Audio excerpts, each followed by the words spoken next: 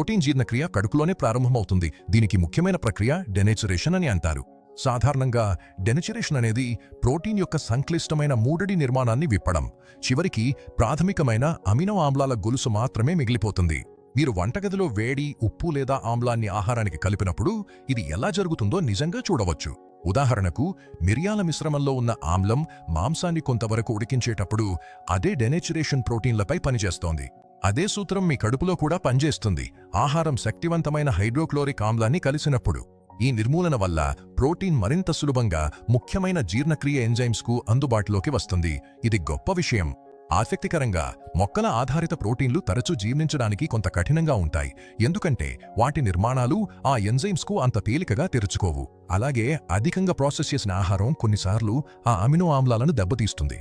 దాంతో వాటి పోషక విలువ తగ్గిపోతుంది. మీ మెదడు ఆహారం గురించి ఆలోచించిన వెంటనే కడుపు గ్యాస్ట్రిన్ అనే హార్మోన్ను విడుదల చేస్తుంది. ఈ గ్యాస్ట్రిన్ కడుపు ఆమ్లాన్ని విడుదల చేయమని సంకేతమిస్తుంది.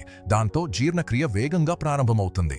ఈ అకస్మాత్తుగా పెరిగిన ఆమ్లత ప్రోటీన్లను డీనేచర్ చేయడమే కాకుండా పెప్సిన్ అనే శక్తివంతమైన ఎంజైమ్ను కూడా సక్రియం చేస్తుంది.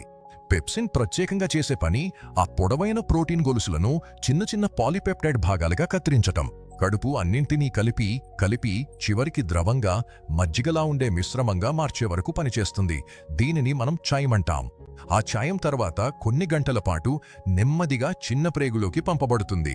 తర్వాత ప్యాంక్రియాస్ రంగంలోకి వచ్చి మరింత ప్రత్యేకమైన ప్రోటీన్ కత్తిరించే ఎంజైమ్స్తో చిన్న ప్రేగును నింపుతుంది. ఉదాహరణకు, ట్రిప్సిన్ అనే ఎంజైమ్ ఆ పాలిపెప్టైడ్లను ఇంకా చిన్న అమినో ఆమ్లాలుగా లేదా చిన్న ట్రైపెప్టైడ్లుగా విడదీయడంలో నిపుణుడు. ఈ చిన్న డైపెప్టైడ్లు మరియు ట్రైపెప్టైడ్లు ప్రేగు గోడను కప్పే కణాల్లోకి త్వరగా చొచ్చుకుపోతాయి. ఆ కణాల్లోకి వెళ్లిన తర్వాత అవి వెంటనే తుది ఒక్కో అమినో ఆమ్ల యూనిట్లుగా విడిపోతాయి. ఈ ఒక్కొక్కటి అయిన అమినో ఆమ్లాలు వెంటనే రక్త ప్రసరణలోకి చేరిపోతాయి.